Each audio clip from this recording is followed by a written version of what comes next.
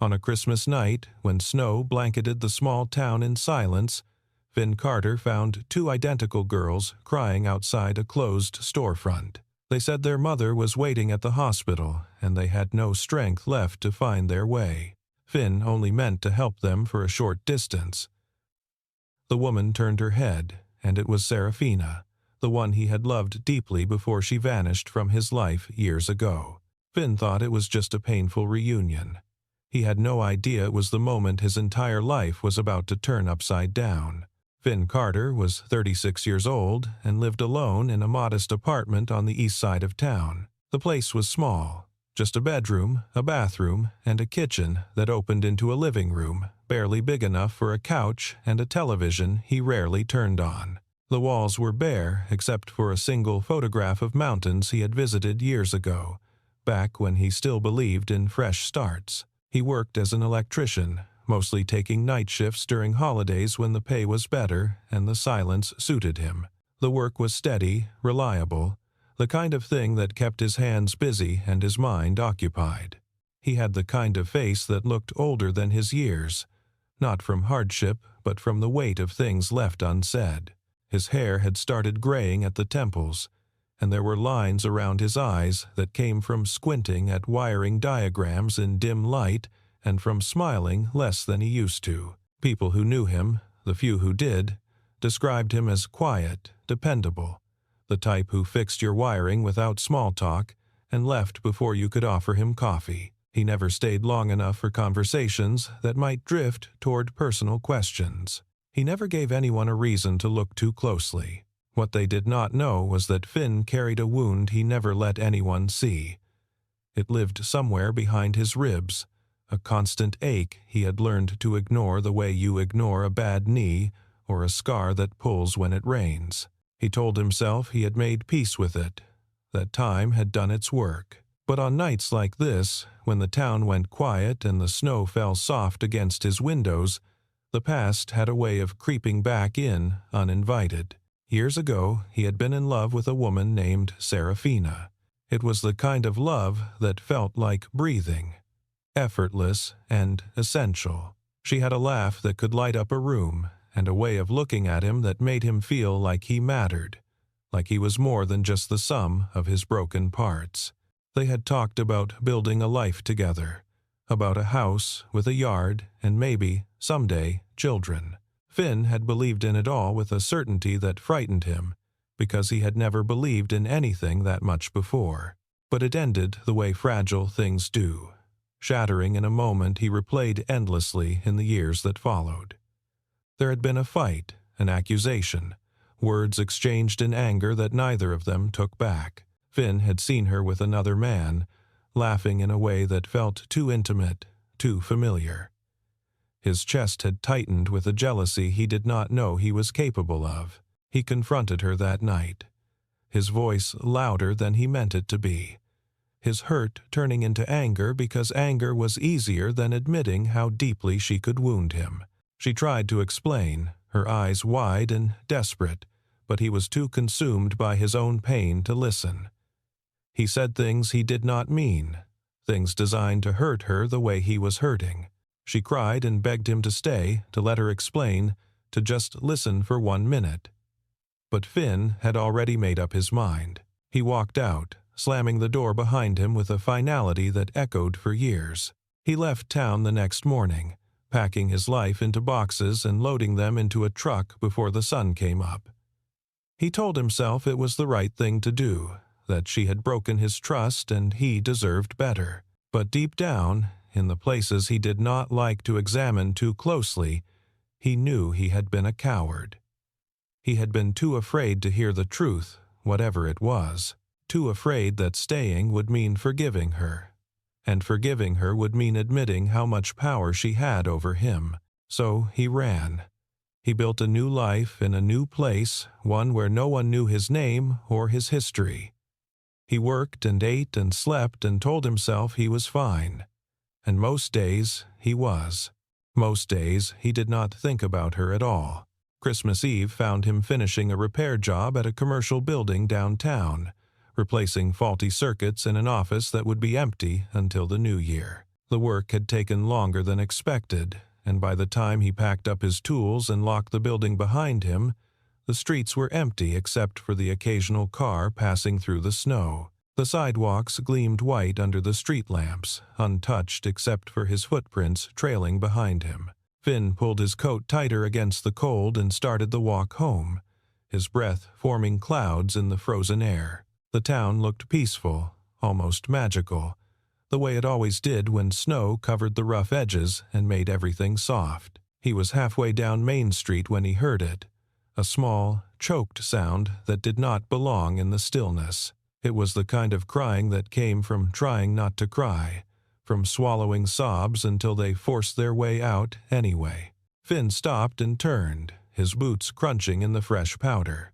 Two little girls stood under the awning of a closed bakery, their small bodies pressed together as if trying to share warmth. They were identical in every way, blonde hair falling past their shoulders in tangled waves, faces red from cold and crying. They could not have been older than 7, maybe 8 at most. One of them wore a pink coat with mismatched buttons. The other wore purple, torn at the hem. Neither had gloves. Their hands were clasped together so tightly their knuckles had gone white. Finn hesitated, his hand still on the strap of his tool bag. He was not good with children. He never had been. He did not know what to say to them, how to comfort them, what the right words were. But something about the way they stood there, small and shivering and so achingly vulnerable, made it impossible to walk away. He approached slowly, careful not to startle them, and crouched down to their level. Up close, he could see their eyes were the same shade of green, bright even in the dim light. Tears had frozen on their cheeks. The girl on the left spoke first.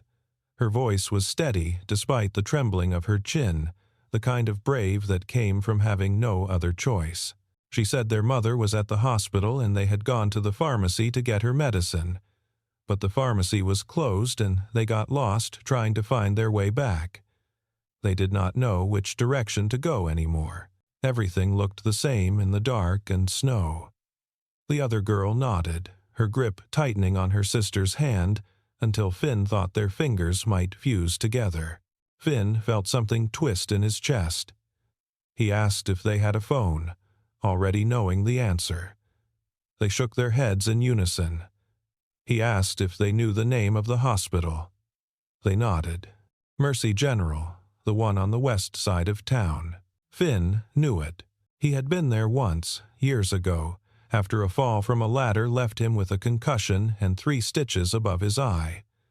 It was a 20-minute drive, maybe longer with the snow coming down this hard. He looked at them for a long moment, these 2 small strangers who had somehow become his responsibility. Every instinct told him to call someone, to let the authorities handle it, to not get involved. But it was Christmas Eve, and the girls looked so tired, their eyes heavy with exhaustion and fear. He made a decision he did not fully understand, one that felt less like a choice and more like something inevitable. He told them he would drive them there. The relief that flooded their faces made his throat tight. The girls climbed into the back seat of his truck without hesitation, their small bodies moving with practiced efficiency, as if they had done this before, as if they were used to relying on the kindness of strangers. Finn adjusted the heat, turning the dial all the way up until warm air flooded the cab. He glanced at them in the rearview mirror as he pulled onto the empty road. They sat close together in the middle seat, their hands still linked, their faces turned toward the window, watching the snow fall in thick curtains. The windshield wipers worked overtime, pushing the accumulation aside in rhythmic sweeps. The snow was falling heavier now, thick flakes that caught in the headlights and made the world feel smaller, like they were the only ones left in it. The roads were slick, and Finn drove carefully, both hands on the wheel, his attention divided between the white line barely visible on the pavement and the 2 small faces in the mirror behind him. The girl on the right, the quieter one with the purple coat, leaned forward slightly and asked if he was cold. Her voice was soft, tentative, like she was afraid of being a bother. Finn said he was fine, that the heater was working just fine. She shook her head, serious in the way children sometimes are when they know something adults do not. She said he should turn the heat up more because it was really cold outside and he did not have gloves either. Her sister agreed immediately, nodding with the same earnest concern. Finn felt something unfamiliar move through him, something warm and uncomfortable and oddly tender. He smiled despite himself and turned the dial another notch, even though he was already starting to sweat under his coat. They drove in silence for a while. The only sounds, the hum of the engine and the soft whisper of snow against glass. Finn focused on the road, on keeping the truck steady, but his mind kept drifting to the girls behind him. There was something about them that felt familiar in a way he could not name, something that tugged at the edges of his awareness like a half-remembered dream. Then the talkative one, the girl in the pink coat, asked what his name was. Finn told her. She repeated it carefully, as if testing how it felt in her mouth. Then she said her name was Matilda and her sister was Louisa. She said it with a kind of formal pride, like she was introducing royalty. Finn repeated the names quietly, committing them to memory. Matilda and Louisa.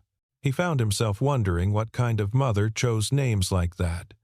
Old-fashioned and gentle. The kind of names that felt like they belonged in storybooks. Matilda asked if he had any kids of his own. The question hit him harder than it should have. There was a pause, and then Louisa, who had been mostly quiet until now, spoke up from the back seat. She said he seemed like he would be a good dad. The words landed somewhere in Finn's chest, unexpected and heavy, settling there like stones. He gripped the steering wheel tighter and did not know how to respond, so he said nothing, just swallowed hard and kept driving. As they got closer to the hospital, Louisa leaned against the window and closed her eyes, her breath fogging the cold glass. Without a word, Matilda reached for Finn's work jacket, which had been lying crumpled on the seat between them. She pulled it over her sister like a blanket, tucking it around Louisa's shoulders with a gentleness that seemed too practiced, too careful for someone so young. She smoothed out the wrinkles and made sure it covered Louisa all the way to her chin, the way a mother might, the way someone who had done this many times before would. Finn watched in the mirror, that unfamiliar warmth spreading through his chest again, tightening his throat until it hurt to breathe. These were children who knew how to take care of each other, who had learned too young what it meant to be responsible, to be needed.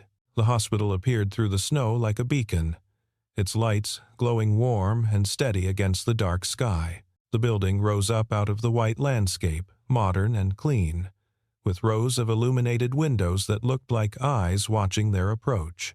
Finn parked near the entrance, the lot almost empty except for a few cars scattered across the spaces, half buried in fresh powder. He turned off the engine and sat for a moment in the sudden silence, listening to the tick of cooling metal and the soft breathing of the girls in the back seat. The girls unbuckled themselves with small, cold, fumbling fingers and climbed out into the snow. Matilda reached for Finn's hand, without thinking, without hesitation, her small fingers wrapping around his with complete and utter trust. Louisa did the same on the other side, still drowsy from the warm truck, but reaching for him automatically. They walked through the automatic doors together, and Finn felt something shift inside him, like a door he had kept locked for years was suddenly being forced open. It was an odd sensation, uncomfortable and warm at the same time, like blood rushing back into a limb that had fallen asleep.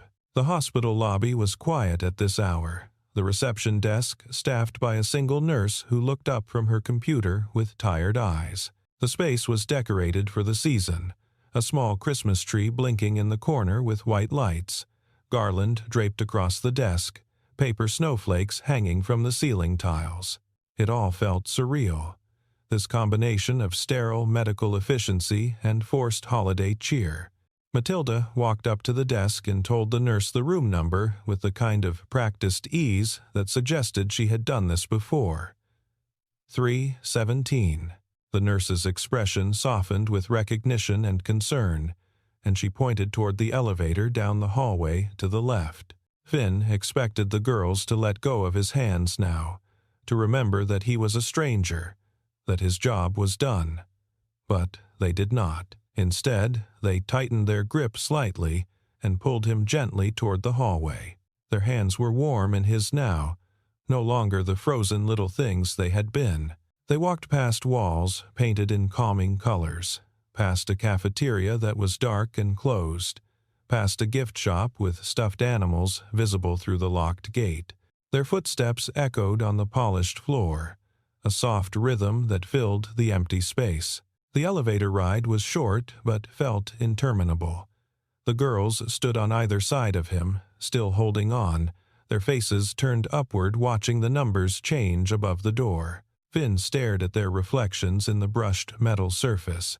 They looked so small standing next to him, their heads barely reaching his waist, their coats still damp from the snow. He wondered again about their mother, about what circumstances had led to two small children wandering alone in the dark. The judgment he had felt earlier was gone, replaced by something closer to empathy, to understanding that life was complicated and sometimes there were no good choices, only necessary ones.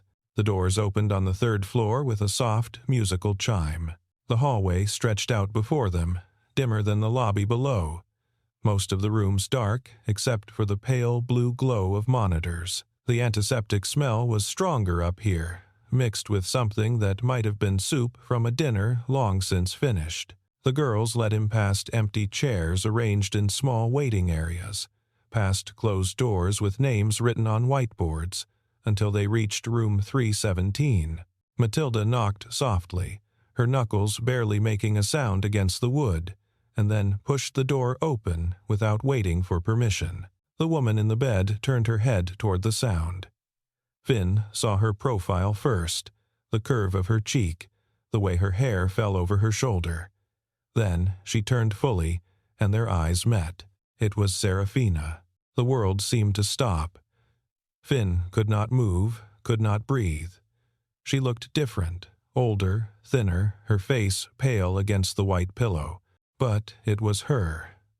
The same eyes, the same mouth that used to smile at him in a way that made him feel like the only person in the world. She stared at him, her lips parting in shock. Neither of them spoke. The girls ran to her bedside, climbing onto the chair next to her. Seraphina pulled them close, her eyes never leaving Finn's face. He did not know how long they stood there, locked in that silent recognition. Finally, Finn took a step back. He said he should go. Seraphina opened her mouth as if to say something, but no words came. Finn turned and walked out of the room, his heart pounding so hard he thought it might break through his ribs. He made it to the elevator before he had to stop and lean against the wall. His hands were shaking. He pressed the heels of his palms against his eyes and tried to breathe. He had not thought about her in years. That was a lie. He had thought about her every day. He had just gotten better at pretending he did not. The memory came back in pieces. The argument, the accusation. He had seen her with another man, laughing in a way that felt too intimate. He confronted her, and she tried to explain, but he was too angry to listen. He said things he did not mean. She cried and begged him to stay, to let her explain. He walked out. He left town the next morning. He told himself it was the right thing to do, that she had broken his trust. But deep down, he knew he had been a coward. He had been too afraid to hear the truth, whatever it was. Now here she was, in a hospital bed, with two little girls who called her mom. Finn felt a rush of shame and regret so strong it made him dizzy. He had no right to be here. He should leave and never come back. But his feet would not move. Seraphina lay in the hospital bed, staring at the door Finn had just walked through. Her heart was racing. She had not expected to see him again, not after all these years. The girls climbed into bed with her, their small bodies pressing close. She wrapped her arms around them and tried to steady her breathing. She had never married. There had been no one after Finn. She had raised Matilda and Louisa alone, working 2 jobs to keep them fed and clothed. It had been hard, harder than she ever admitted to anyone. But she had done it because she had no choice. She had wanted to tell him. So many times over the years she had thought about finding him, about explaining everything. But she was afraid. Afraid he would reject her again. Afraid he would not believe her. So she stayed silent and carried the weight alone. Now he was here, and she did not know what to do. The girls asked if she was okay. She nodded and kissed the tops of their heads, her mind racing. Finn did not leave the hospital. He told himself he would wait in the lobby until the girls were settled, just to make sure they were safe. But really, he could not bring himself to walk away. He sat in a plastic chair near the Christmas tree and stared at the lights. His mind kept circling back to the girls. Something about them felt familiar in a way he could not explain. The way Matilda had looked at him when she asked if he was cold. The way Louisa had said he would be a good dad. He thought about the way they had held his hands without hesitation, like it was the most natural thing in the world. He thought about how Matilda had tucked the jacket around her sister, the same way Finn used to tuck his own jacket around Seraphina on cold nights. His chest tightened. He stood up and started pacing. He was being ridiculous. It was just a coincidence. Kids were trusting. It did not mean anything. But then he remembered their eyes. Both girls had the same shade of green, flecked with gold. He had seen those eyes before, every morning in the mirror. An older nurse walked by and glanced at him. She asked if he was okay. Finn said yes, automatically. She looked at him more closely and asked if he was family. Finn opened his mouth to say no, but the word stuck in his throat. The nurse smiled kindly and told him the visiting hours were flexible on Christmas Eve if he wanted to go back up. Finn nodded, not trusting himself to speak. The nurse walked away, and he sank back into the chair. His mind was spinning. He needed to calm down, to think clearly. But every time he tried, he saw Matilda's face, Louisa's smile, the way they had looked at him with such easy affection. He stayed in the lobby for another hour, wrestling with thoughts he did not want to name. Finally, he stood and walked back to the elevator. He did not know what he was going to say. He just knew he could not leave without seeing her again. When he reached room 317, he hesitated outside the door. He could hear soft voices inside, the girls talking to their mother. He raised his hand to knock, then lowered it. What was he doing? What did he think was going to happen? Before he could decide, the door opened. Seraphina stood there, wrapped in a hospital robe that was too big for her. She looked at him, and for a moment neither of them moved. She said his name, so quietly he almost did not hear it. He said hers. She stepped back and gestured for him to come in. The girls were asleep in the bed, curled around each other like puzzle pieces. Seraphina closed the door softly and turned to face him. Her hands were trembling. She crossed her arms to hide it. Finn did not know where to start. He said he was sorry, for leaving, for not listening, for all of it. Seraphina shook her head. She said it was not his fault. She should have tried harder to explain. They stood in the dim light of the hospital room, years of silence stretching between them. Finally, Finn asked the question he was afraid to hear the answer to. He asked if she had ever gotten married. Seraphina said no. She said she had never wanted to. Finn felt something crack open inside him. He asked about the girls. Seraphina looked at them, her expression softening. She said they were hers, just hers.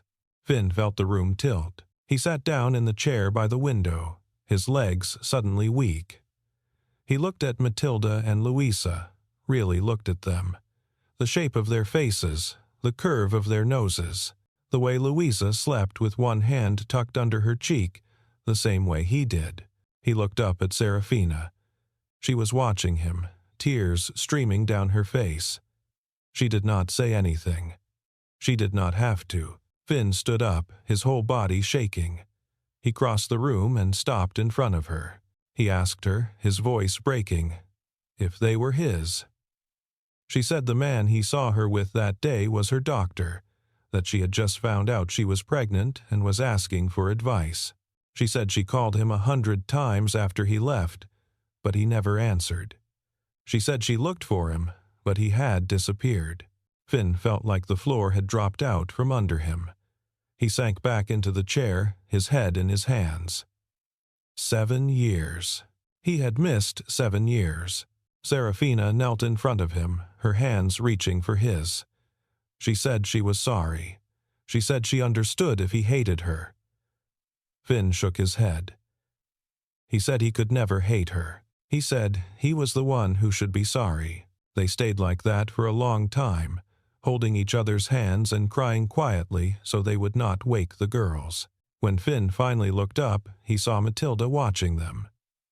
She was sitting up in bed, her eyes wide and sleepy. She asked if Uncle Finn was staying. Seraphina started to say something, but Matilda interrupted. She said she liked him. She said Louisa did too. Finn felt his throat close up. He looked at Seraphina, and she looked back at him, a question in her eyes. Finn nodded. He did not know what he was agreeing to, but it felt right. The next morning, Seraphina was discharged from the hospital. Finn drove them home, the girls chattering in the back seat about Christmas and presents and snow. Seraphina sat in the passenger seat, her hand resting on the console between them. Finn reached over and covered it with his own. She laced her fingers through his and did not let go. Over the next few days, Finn spent every moment he could with them. He took the girls to see Christmas lights. He helped Seraphina cook dinner. He read bedtime stories and tucked blankets and learned the names of stuffed animals.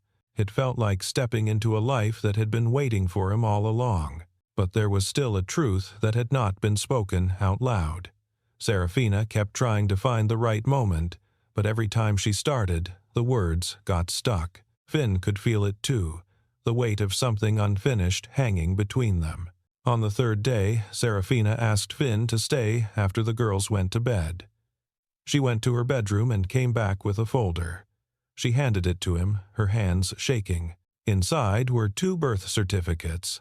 Matilda Rose, Louisa Grace. The mother's name was filled in. The father's name was blank.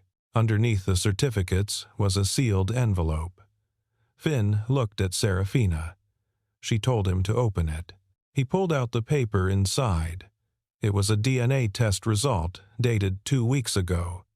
He scanned the page, his eyes catching on the words that mattered. Probability of paternity, 99.99%. Finn stared at the numbers until they blurred. He looked at Seraphina, who was crying again. She said she had taken the test because she wanted to be sure, because she wanted to have something to show him if she ever got the courage to find him. Finn set the paper down carefully, as if it might shatter. He stood up and walked to the window, his back to her. He could see the girl's bedroom door from where he stood. He thought about Matilda asking if he was cold. Louisa saying he would be a good dad, the way they had reached for his hands without hesitation. He turned around.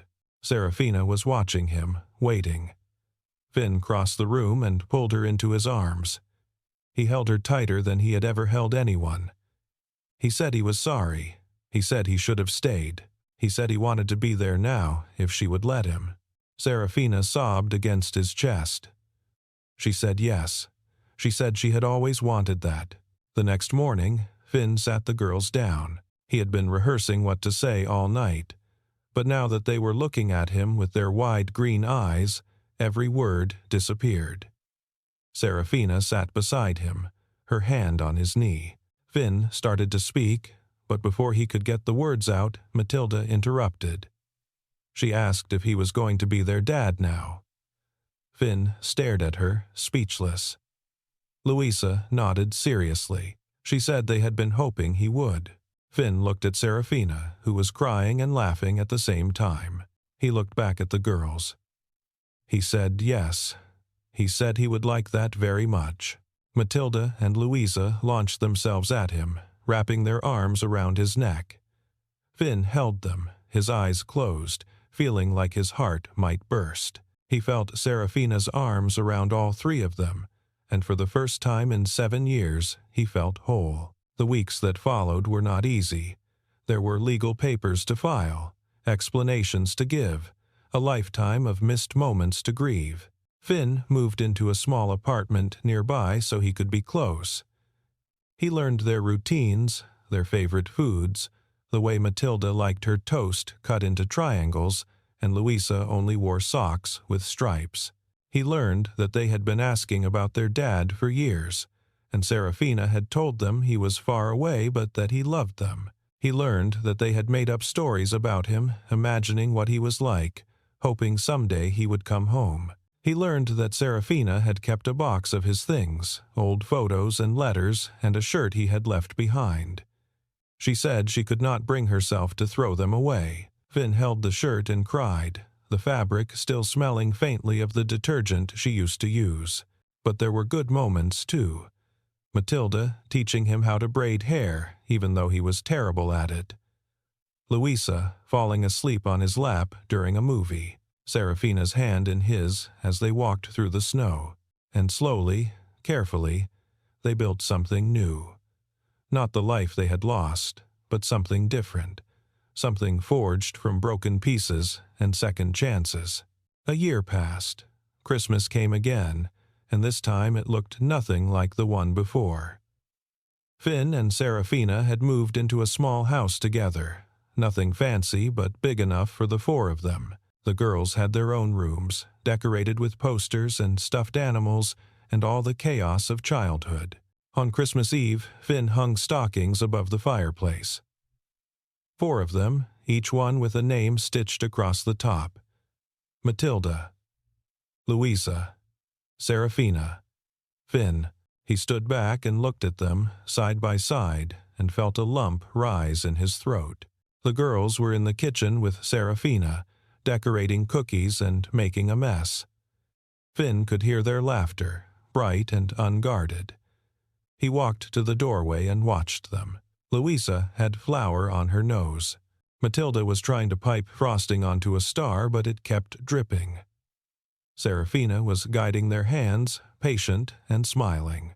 She looked up and saw him watching. She smiled, and he smiled back. The girls noticed and ran over, dragging him into the kitchen. They shoved a cookie into his hand and told him to decorate it. Finn protested that he did not know how, but they insisted, giggling at his clumsy attempts.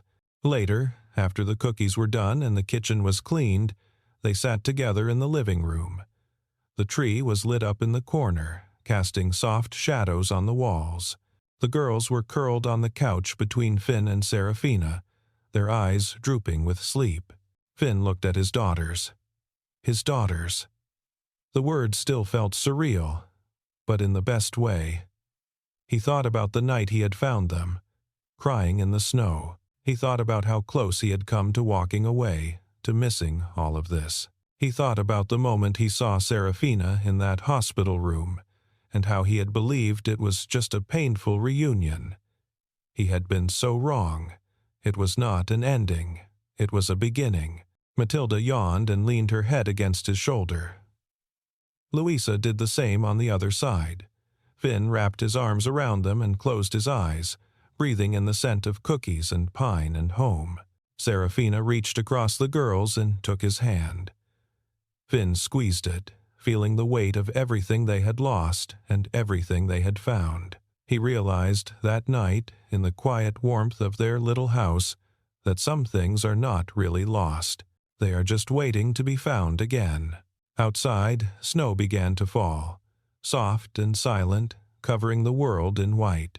Inside, a family sat together, whole at last, held together by love and forgiveness and the kind of miracle that only happens when you are brave enough to come home.